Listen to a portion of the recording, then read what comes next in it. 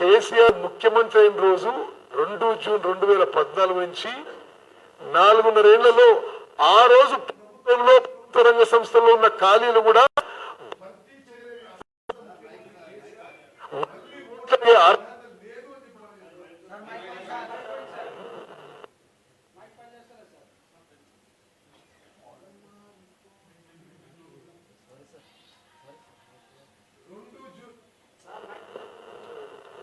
June 2014లో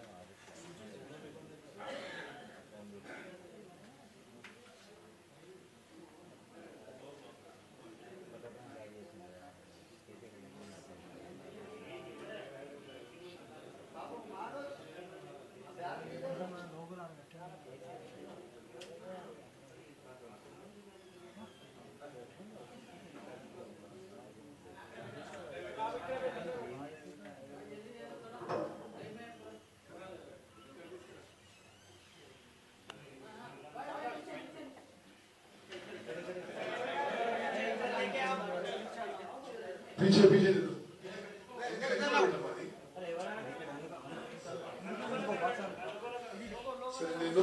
ఎందుకు ఈ రోజే మాట్లాడినా చాలా దూరం ఉంది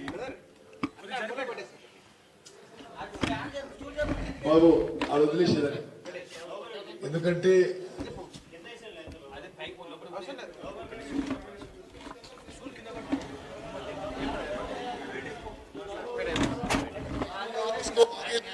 दूर नहीं आता थोड़ा सा आगे ना बस ओके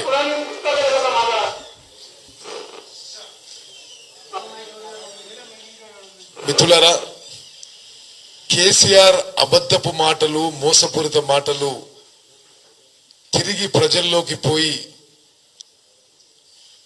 తప్పుడు సంకేతాలు పోవద్దనే ఈ అర్జెంట్ గా మేము పెట్టిన ప్రెస్ మీట్ కేసీఆర్ ఈ రోజు మాట్లాడిన మాటలు కాంగ్రెస్ పార్టీ విజయాన్ని ఒప్పుకున్నట్టే 2014 ఎన్నికల్లో మీరు ఏమి హామీలు ఇచ్చి ఏ విధంగా తెలంగాణ ప్రజలు మోసం చేసినరో వాటి గురించి మాట్లాడకుండా 2018 ఎలక్షన్స్ ఇంకొక 50 రోజులు ఉండగా కాంగ్రెస్ పార్టీ గత సంవత్సరం 2 సంవత్సరాల నుంచి మేము మాట్లాడుతున్న మాటల్ని మక్కి కాపీ కొట్టినా మరి కేసీఆర్ని ఏం మాట్లాడాలో అర్థం కావడం లేదు. ఇంకా 2-3 విషయాలు నేను చెప్తా. ఎంప్లాయీస్ కి టీచర్స్ కి నువ్వు ఎందుకు పిఆర్సి ఏర్పాటు చేయలేదు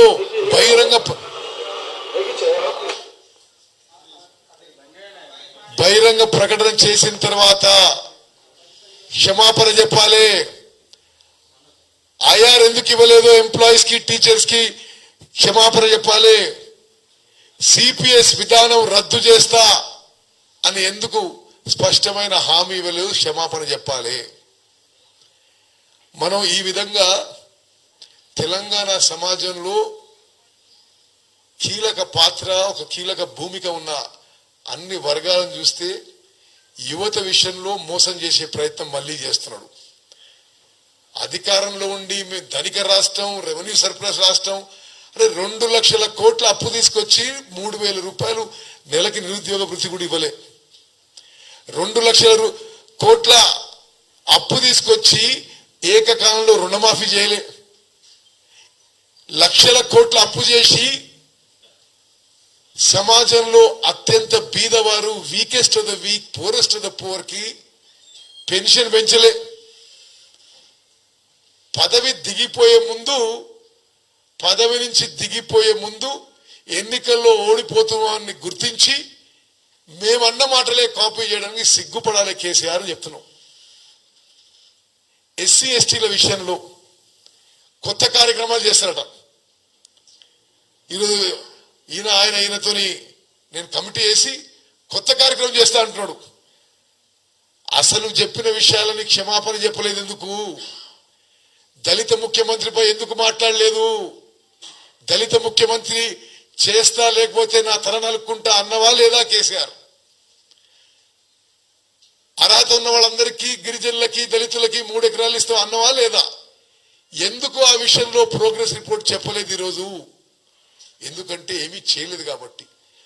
ఎన్నికలు వచ్చినాయి, పోయినసారి చెప్పిన మోసం ప్రజలు మర్చిపోతున్నారేమో, కొత్త విషయాలు చెప్పి మోసం చేస్తామని చెప్పి ఈరోజు వారు చేసిన ప్రయత్నం చాలా స్పష్టంగా అవపడుతుంది. కాంగ్రెస్ పార్టీగా తెలంగాణ ప్రజానీకానికి అప్పీల్ చేస్తున్నాం. కేసీఆర్ ఒక మోసగాడు, మీదికెళ్ళి బెదిరిస్తున్నాడు. ఈసారి అధికారంలోకి వస్తాడో మమ్మల్ని చేస్తాట. దేనికైనా సిద్ధమే అంటున్నాం, దేనికైనా సిద్ధమే. కేసీఆర్ ఈ బెదిరింపు మాటలు మానుకోవాలి. 4.5 ఏళ్ల పాటు ఒక పోలీస్ రాజ్యంగా మానవ హక్కులు, ప్రజా హక్కులు తొక్కి పారేసి పరిపాలన చేసి మళ్ళీ బెదిరింపు మాటల యావత్ తెలంగాణ సమాజం గమనించాలి. ఈ రోజు ఆయన మళ్ళీ ప్రెస్ మీట్ లో మళ్ళీ అధికారంలోకి వస్తే నేను అది చేస్తా ఇది చేస్తా అని మాట్లాడుతున్నాడు. ఏది? ఒక బెదిరింపు మాటలు. ఎవడు భయపడేది లేదు. మేము కూడా అన్నిటికీ సిద్ధంగా ఉన్నాం. మరి మీరు దోచుకున్న 1000 కోట్ల సొమ్ము మేము అధికారంలో వచ్చిన తర్వాత నువ్వు ఎక్కడ దాచుకుంటావో మేము కూడా చూస్తాం. తప్పనిసరిగా వారికి స్పష్టమైపోయింది. డిసెంబర్ 11వ తారీఖు కౌంటింగు, డిసెంబర్ 12వ తారీఖున తెలంగాణలో కాంగ్రెస్ ప్రభుత్వం ప్రమాణ స్వీకారం చేయబోతుంది. ఒక కాంగ్రెస్ వేవ్ నడుస్తుంది, ఒక కాంగ్రెస్ ప్రపంచం నడుస్తుంది. భయపడిపోయి వణికిపోయి ఈరోజు వారు మాట్లాడిన మాటలు కేవలం కాంగ్రెస్ గెలుస్తుంది అని స్పష్టమైన సంకేతం తెలిసి భయపడి మాట్లాడిన మాటలు. ఈరోజు ఒకటే విషయం, 2014 నువ్వు చెప్పిన మాటలకి ముందు జవాబు చెప్పు. మా మేనిఫెస్టో కాపీ కొట్టకు. మేము గత సంవత్సరం నుంచి చెప్తున్న విషయాలు అవి అబద్ధాలు, అది వీలు కాదు. మీడియా కూడా కొంత విశ్లేషించి వాళ్ళ మాటలు కూడా మీరు రాయలే. చెప్పిన మాటలకి ఏ విధంగా అది సాధ్యం కాదు అన్నాడో చివరికి మా మేనిఫెస్టోనే కాపీ చేసుకుంటూ మీడియా కూడా విశ్లేషించాలని కోరుకుంటున్నాను.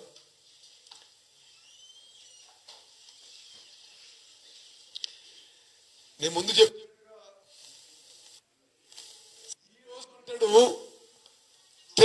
11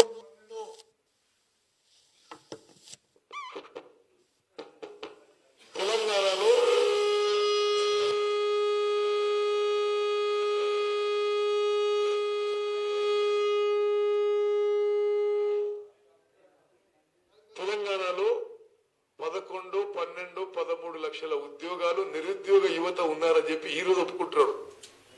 ఇది సకల అదే ఎస్కే సర్వేలోనే తేలిందని అంటున్నాడు. ఇండ్ల విషయం కూడా ఈ రోజు ఎస్కే సర్వేలోనే తెలిసింది ఎన్ని ఇళ్ళు లేవని అంటున్నాడు. కాంగ్రెస్ పార్టీ స్పష్టమైన హామీ ఇస్తుంది. కాంగ్రెస్ పార్టీ కట్టుబడి ఉంది.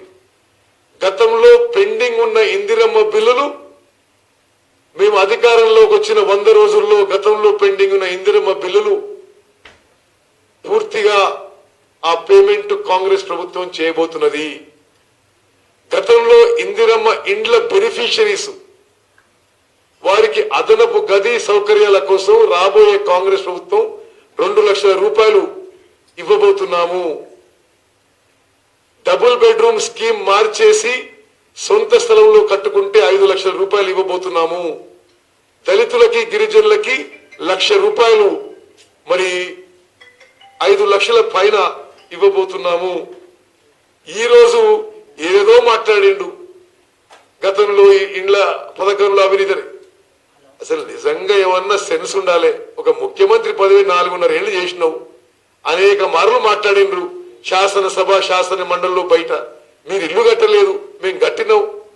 ఈ రోజు మీరు మీ పథకం మార్చుకొని మేము చెప్పిన విషయం ప్రకటించి గత ప్రభుత్వాలను విమర్శిస్తే అది అర్ధరహితమైన మాటలు.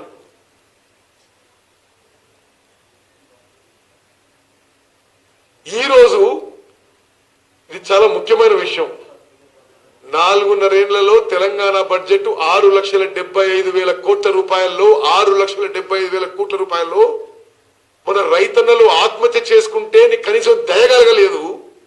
1 రూపాయి రాష్ట్ర ప్రభుత్వం నుంచి బోనస్ గా ఏ పంటను కొనుగోలు చేయడానికి రాష్ట్ర బడ్జెట్ ఇవ్వని పెద్ద మనిషి మొదటి బడ్జెట్ లో 1000 కోట్లు పెడతానని చెప్పి మోసం చేసిన పెద్ద మనిషి ఈ రోజు మేము మద్దతు ధరతో సహా బోనస్ ఇచ్చి కొనుగోలు చేసిన ప్రకటన తర్వాత ఈ రోజు 2,000 కోట్ల మార్కెట్ స్థిరీకరణ నిధి అని ఈ రోజు చెప్తుండు.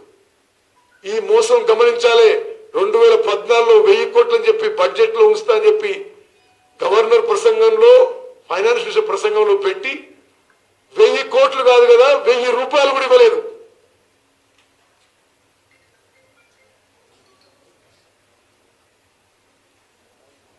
ఇప్పుడు 2,40,000 ఇల్లు కడతామన్నాడు. గతంలో 2,60,000 ఇల్లు కడతామని అసెంబ్లీలో చెప్పి మాట నిలబెట్టుకోలేదు. వీరి వైఖరి, వారు భయపడుతున్న విషయం విధానం, కేసీఆర్ కి వణుకు పుడుతున్న విషయం యావత్ తెలంగాణ ప్రజానీకం గమనిస్తున్నారు. ఇప్పుడు ఏం చేసినా 4.5 ఏళ్ల పాటు మీ అహంకారం, మీ అవినీతి, మీ నియంత్రిత ధోరణి, మీ అప్రజాస్మిక పరిపాలన తెలంగాణ సమాజంలో ఏ వర్గాన్ని లెక్క చేయని వైనం తప్పనిసరిగా మరి మీరు ముందస్తు కోరుకొని మీ గొయ్యి మీరే ఊకున్నారు. 100% కాంగ్రెస్ ప్రభుత్వం తెలంగాణలో ఏర్పాటు కాబోతున్నది. మిత్రులారా, మీ అందరి ద్వారా 20 తారీఖున జరిగే రాహుల్ గాంధీ గారి పర్యటన కూడా బ్రీఫ్ గా ఒక్క లైన్ లో కవర్ చేస్తా. ఉదయం 10:30కి చార్మినార్ లో రాజీవ్ సద్భావన యాత్ర కమెమరేషన్ డే మీటింగ్ లో పాల్గొంటారు. మధ్యాహ్నం 1:30కి బైన్సాలో పబ్లిక్ మీటింగ్ లో పాల్గొంటారు. సాయంత్రం 3 గంటలకి కామారెడ్డిలో పబ్లిక్ మీటింగ్ లో పాల్గొంటారు. ఈ రాహుల్ గాంధీ గారి పర్యటన జయప్రదం చేయవలసిందిగా మరి యావత్ తెలంగాణ సమాజాన్ని కాంగ్రెస్ కార్యకర్తల్ని విజ్ఞప్తి చేస్తున్నాం.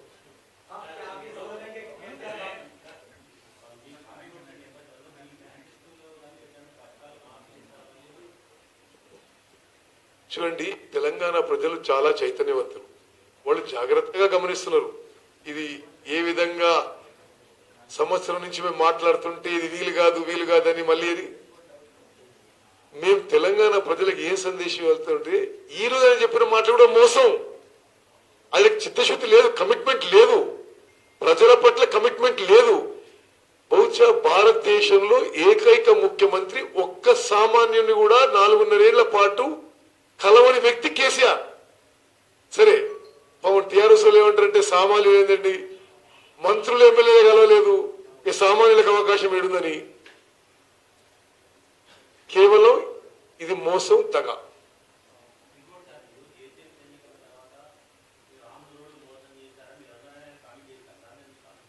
ఆంధ్రోలు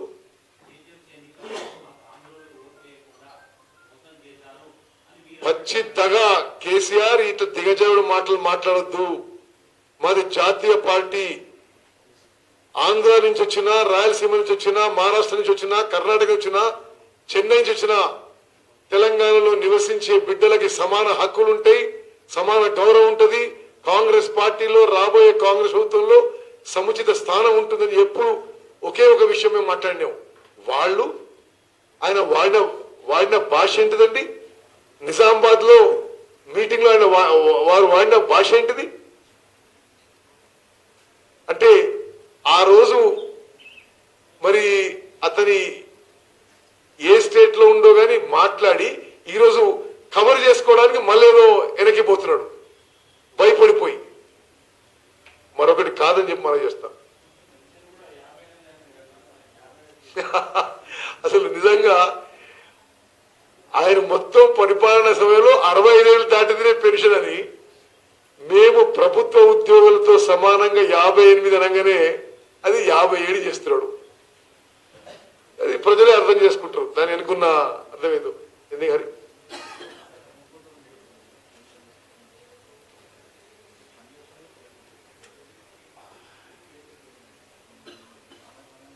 ఇప్పుడు ఆయన అన్న మాటలే సార్ గుర్తు చేస్తున్నా.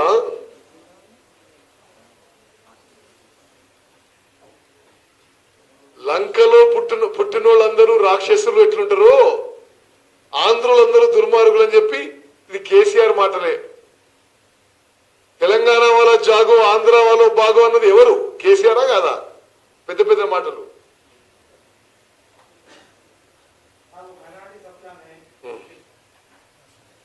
माइनॉरिटीज के बारे में केसीआर 12% के इशू में धोखा दिया है. हम वादा करते हैं, हमने जो पहले 4% रिजर्वेशन लागू किया कांग्रेस पार्टी, माइनॉरिटी सब प्लान और बीसी सब प्लान जरूर लागू करेंगे. केसीआर जैसे धोखेबाज कांग्रेस में नहीं रहेंगे.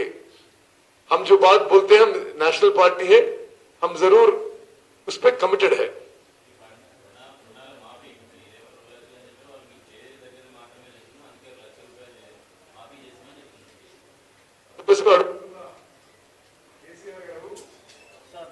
మీరు 3 ఎకరాలు ఇస్తామని ఎందుకు ఇవ్వలేదు? డబుల్ బెడ్రూమ్ ఇస్తామని ఇవ్వలేదు. ఇంటికో ఉద్యోగం ఎందుకు ఇవ్వలేదు? 12 పనులు ఎందుకు ఇవ్వలేదు? ఈ ప్రశ్నకు మీరు జవాబు చెప్పి ఇంకోటి అడిగితే బాగుంటుంది. ఓకే, జర్నలిస్టులు మరి మీకే వదిలేస్తున్నాం. మళ్ళా మీరు మీ యాజమాన్యాలు పతాక శీర్షికల్లో ఆయన రాసిన అబద్ధాలని పేజీలు నింపిస్తే తెలంగాణ ప్రజల్ని మోసం చేయడమే.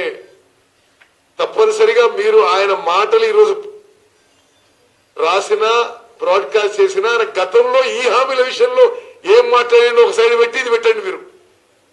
ఓకే, నేనేమంటే వినండి. సరే, 100 సీట్లు గెలుస్తామన్న పెద్ద మనిషి 6 సెప్టెంబర్కి అక్టోబరు 15 సెప్టెంబర్ 6వ తారీఖు 100 సీట్ల పెద్ద మనిషి మరి ఈరోజు ఎందుకు మా మేనిఫెస్టో కాపీ చేసుకోవాల్సి వచ్చిందో జవాబు చెప్పాలి. ఆయన 100 సీట్లు గెలిచేది ఉంటే మళ్ళీ ఇప్పుడు ఎందుకు ఇవన్నీ? సరే, మీ అందరూ కూడా అప్పీల్, దయచేసి ఈ విషయంలో వాళ్ళు చెప్పిన మాటలు, మేము గతంలో చెప్పిన మాటలు, వాళ్ళు మా మీద మాట్లాడే మాటలు, ఈ రోజు మాట్లాడే మాటలు కూడా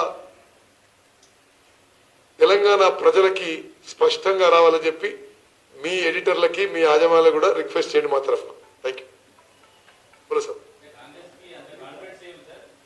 కాన్ఫిడెన్స్ అంటే మీ అందరికీ తెలుసు, నేను చెప్పిన మాట, మేము బస్ యాత్ర మొదలుపెట్టే సమయంలో ఒక నిశ్శబ్ద విప్లవం ఈ తెలంగాణ రాష్ట్రంలో వీస్తుంది అని.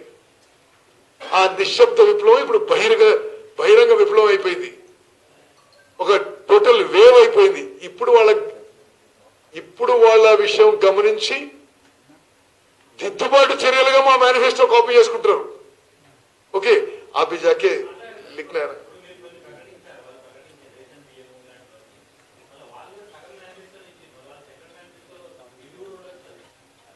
తెలంగాణ ప్రజలు అందరూ గమనిస్తున్నారు ఏ విషయం ఎవరు మాట్లాడినరు, ఎవరు నిలబెట్టుకుని. ఉచిత విద్యుత్ వ్యవసాయానికి ఇచ్చింది కాంగ్రెస్ పార్టీ, రైతులకి ఏకకాలంలో రుణమాఫీ చేసింది కాంగ్రెస్ పార్టీ. ఎప్పుడైనా సరే జాతీయ స్థాయిలో గాని రాష్ట్ర స్థాయిలో గాని కాంగ్రెస్ పార్టీ రైతుల పక్షపాతి.